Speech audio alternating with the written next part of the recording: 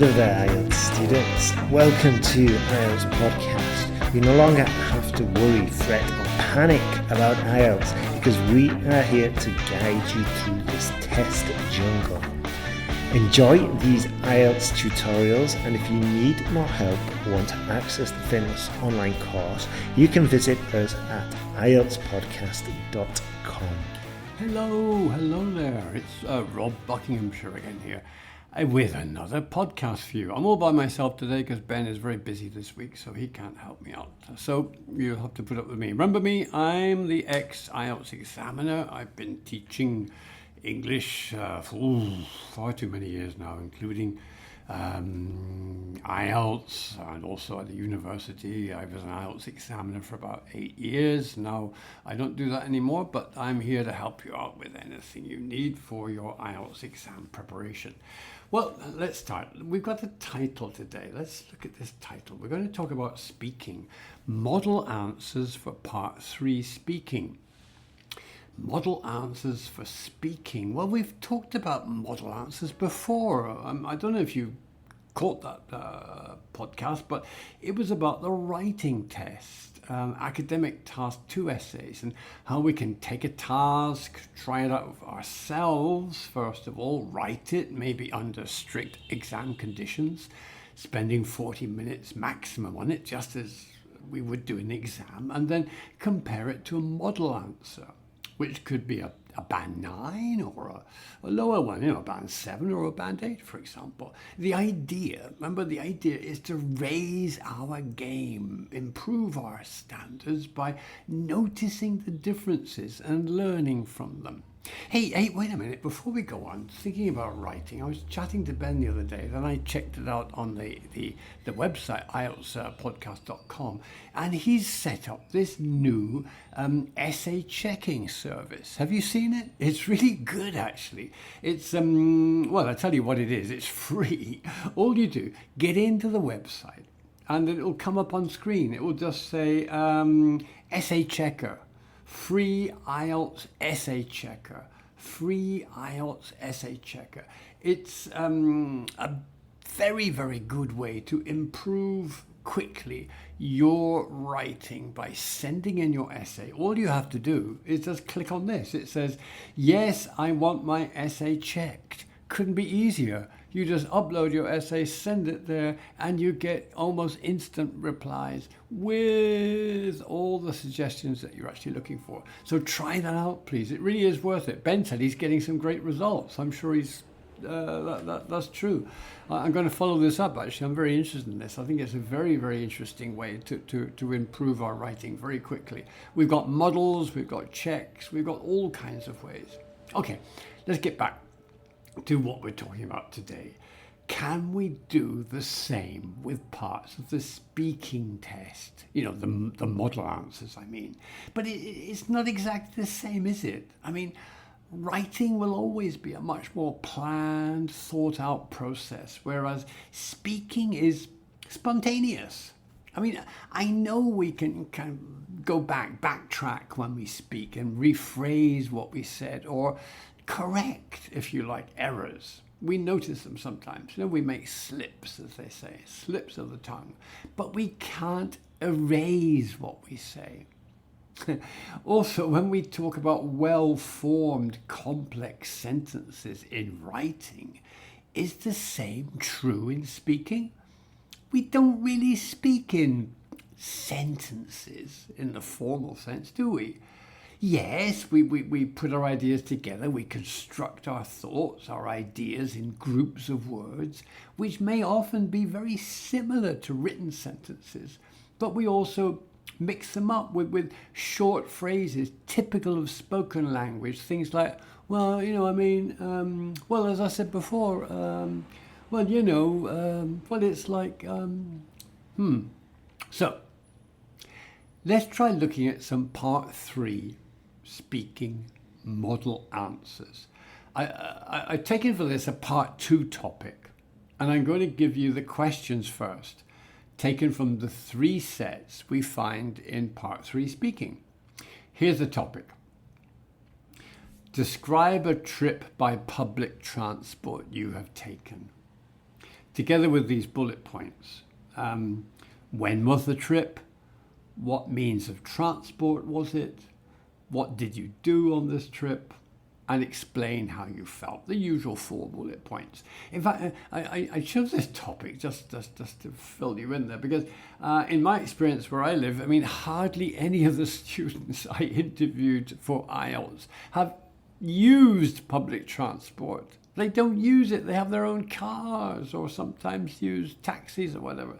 It's just a fact of life here. People don't use public transport very much because the service is not very good, I'm afraid.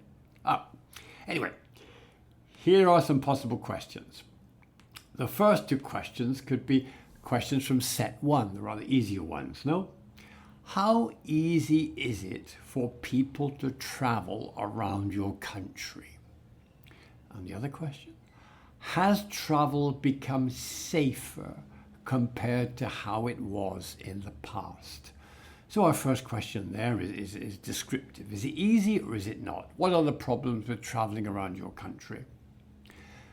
By public transport or by any means, of course. And the second one, has travel become safer compared to how it was in the past? I mean, they were thinking about not just your country, but in general, I suppose, yeah? Comparing things. And for set 2, I've given another couple of possible questions here. What are the disadvantages and advantages, or perhaps I should say, I've made a slip, haven't I? I made a mistake. I should have said advantages and disadvantages of low-cost air travel. A little bit more complex, asking you to compare and contrast advantages and disadvantages of something, low-cost air travel. And the second question, how will people travel in the future? This is more, interesting because you're being asked to speculate, have ideas, use a little bit more complex grammar, discussing ifs and maybes and talking about future possible events. It's obviously a little bit more complex. Of course, set 3 questions are always the trickiest, the most difficult ones. I mean, I've got several actually. I mean, some of them are quite interesting. Of course, we're not going to discuss all of these today. These are just a few guidelines. Question 1 here. Will traffic jams be reduced if public transport were made free? Question number 2. Should governments focus more on rail or road transport for goods? I mean, do we have lots of big trucks traveling around the highways with stuff in them, holding up ordinary people trying to travel around, or should we put it on trains, or what? Question 3. What obstacles do local governments have to face when they develop transportation infrastructure? Oh my God, a very long question. I mean, what are we talking about there? Perhaps some of us live in very old cities where it's rather difficult for let's say, buses to get through narrow streets or one-way systems, etc., etc., etc., and the rights of people to be able to walk around the center of the town without maybe worrying too much about traffic, etc. And the final question, a little bit philosophical. They say travel broadens your mind. Is that true? Oh my God. Okay. Now, let's be serious. The same with our writing podcast on model answers. I would say in a perfect world, what we should do now is break off for a coffee while all of you there, think of your answers to these questions. I mean, that's the best way to learn firsthand from model answers, comparing your version with another. You can do this, of course, when you're practicing with other students. I mean, noticing and learning from each other. I mean, when you get into, after you heard this podcast, the script version of this on the website, when you're, of course, looking first for your free IELTS checking service, your free essay checking service. Remember? Yes, I want my essay checked online. Okay. Try some of those. I mean, think of your answers, make a few notes, Do it with a friend who's also preparing for IELTS. Check it out between you. Criticize yourselves constructively. Good points, bad points. What have you left out? What more could you say? But in our podcast today, we don't really have time for all this because we've got to carry on. So listen to each of these model answers. I've got a couple of model answers here. Well, I got one for each. I got 3 model answers. What kinds of things do you notice from these model answers? Now, that's a very important question, really. I mean, look out for these things. For these or any answers, any models, yourself included when you're thinking yourself or practicing for the speaking test. The introduction to the answer. What kind of phrases are used? Does the person say, interesting question. Yes, I'm very interested. Oh, how does he or she do it? The other thing, of course, in part 3, does the person avoid personal pronouns? Not too much I, me. Does the person keep things at a distant, fairly abstract? Remember, that's the idea in part 3. You're not talking about yourself anymore. What about the examples? You're encouraged to give examples. Are the examples good? Are they relevant? Are they easily understandable, even if your examiner doesn't come from the same place of view, for example? And what about the length of the answers? How long should our answers be? 25 seconds, 30 seconds, maybe more, maybe less? Do we wait for the examiner to interrupt us? Do we run out of ideas after saying one thing? And of course, the other points here that you get scores on in IELTS. The vocabulary. Is it varied enough? Is it rich enough? Is it relevant to the topic?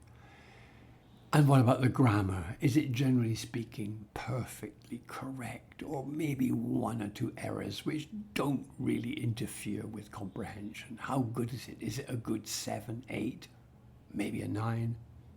And finally, something people don't think of too much, the intonation. Remember how important it is to stress the words, to make sure that there's a connection between what you want to say, what you're trying to say, and the way that you say it, the way you emphasize certain points.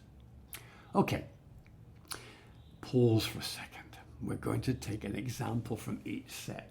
Remember, please, these model answers are not supposed to be perfect. Can you improve on them? Let's stop after each one and make a few comments. I mean, I'll have a couple of comments, but I'll leave the rest to you. And I'm sure, you'll come up with some great ideas. Set 1. I've got the answer to this question. How easy is it for people to travel around your country? If you're asking about public transport, I would say it's not easy. There are highways connecting all the major cities, although roads to smaller places are not in good shape. But most people would use private transport. I mean, take their own cars because, in the first place, there are not enough buses and also they can be dangerous. I mean, there have been quite a few accidents. They drive too fast and maybe for too many hours. In other countries, a bus on a long trip, there will be always 2 drivers. Here, that doesn't happen. Okay, a brief silence there because I finished. That was set 1. I'm pretty pleased with that, actually, because did you notice the intonation? Let's work backwards. The intonation? If you're asking about public transport, I'm stressing the words I want to emphasize. I would say it's not easy. Remember what I said? Okay. What about the grammar? It's very, very, very high-class spoken grammar. If that was written English, you would say, hey, wait a minute, this is a bit too much like spoken English. I mean, when I said things like, in other countries, a bus on a long trip, there will be always two drivers. Oh, I said there will always be two drivers. Now, in written English, I would probably write, in other countries, there will always be two drivers on a long bus trip. Of course, in spoken English, we don't actually always keep the same pattern. We might emphasize something like, well, a bus on a long trip, there will always be two drivers, won't there? So be aware of that. I mean, as an examiner, I would say that was absolutely wonderful, perfect. The vocabulary, well, there's not a lot of very sophisticated vocabulary here. I'm using simple vocabulary correctly. What else could I use? Public transport, highways, connecting major cities, not in good shape, take their own cars, quite a few accidents, drive too fast. I mean, nothing special, but well handled, no problem at all. The length of the answer also was very good. The example I gave about the possible dangers of traveling by bus on highways is a good example. I didn't mention apart from at the beginning. Oh, I also said I mean. Okay, I said I mean. But that, I was full of those things, wasn't I? A lot of little, what do we call them, fillers. When I introduced it, well, if you're asking about public transport, that was my way of introducing the topic. Also, I use things like I mean, as well as, okay, but most would use private transport, take their own cars because, well, typical of spoken English. Okay, let's go on to set 2. This is an answer to the question, how will people travel in the future? If I gave for set 1, I think I'd give a good 8 for that, at least an 8 as an examiner. Set 2, what do you think? How will people travel in the future? I was reading an article recently about self-drive cars, the ones where you don't have to drive yourself. That will be the main way we will travel in the future, I think. So maybe there will be buses or trains that will be controlled by robots, or even flying taxis like in that film Back to the Future. That's it. I didn't say that much, did I? What do you think about that?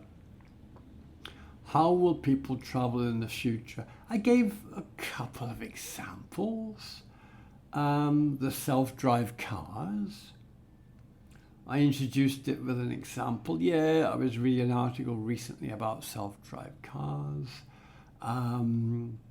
That will be the main way we'll travel in the future, I think.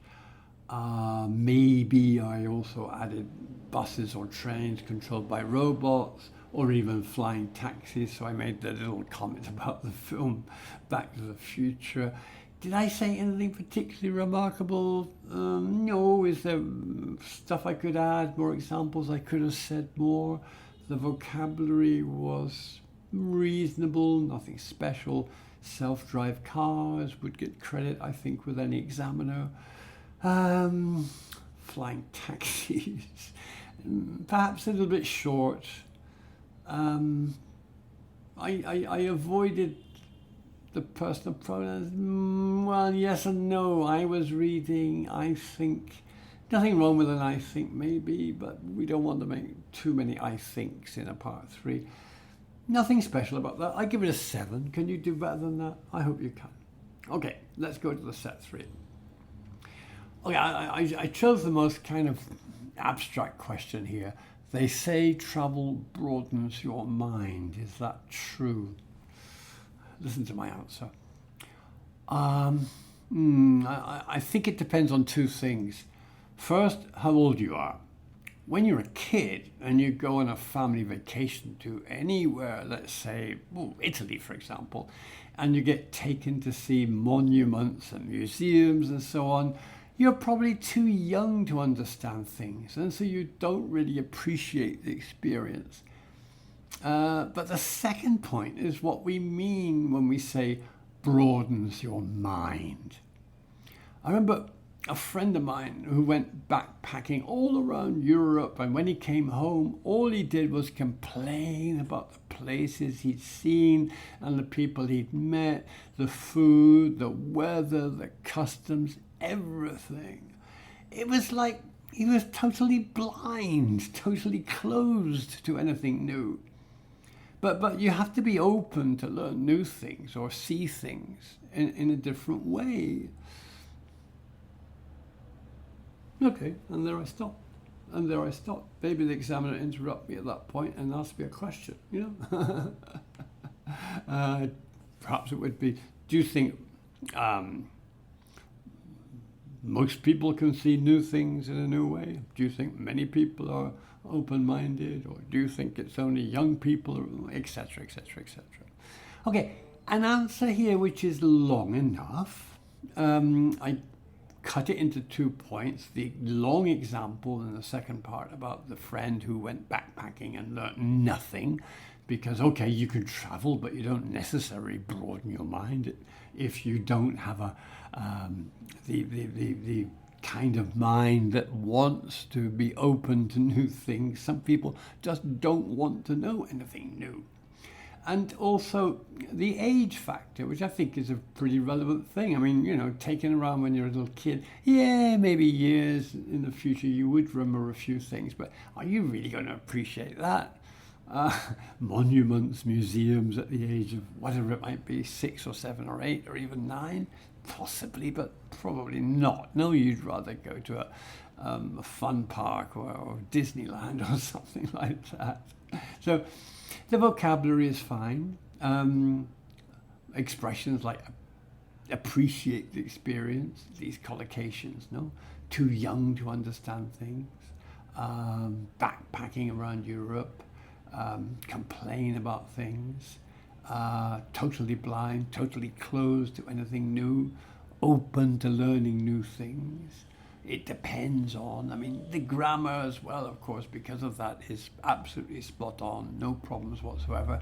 This is the kind of answer that, depending on the day of the week and depending how the examiner feels, might even get you a 9. It's a very good 8, to say the least. So, okay, model answers for speaking.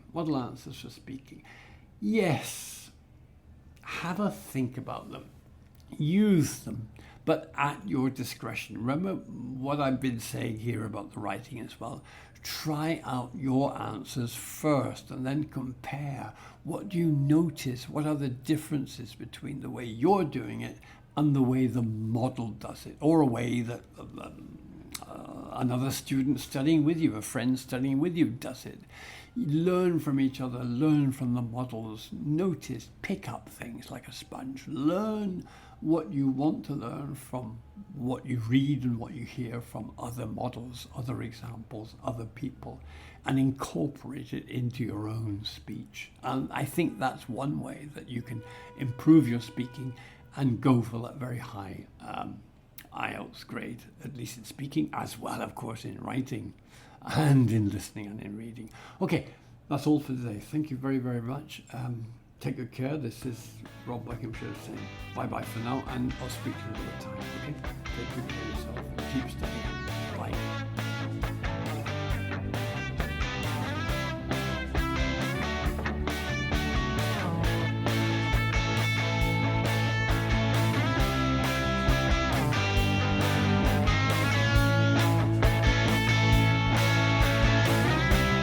Thanks for listening to IELTSPodcast.com.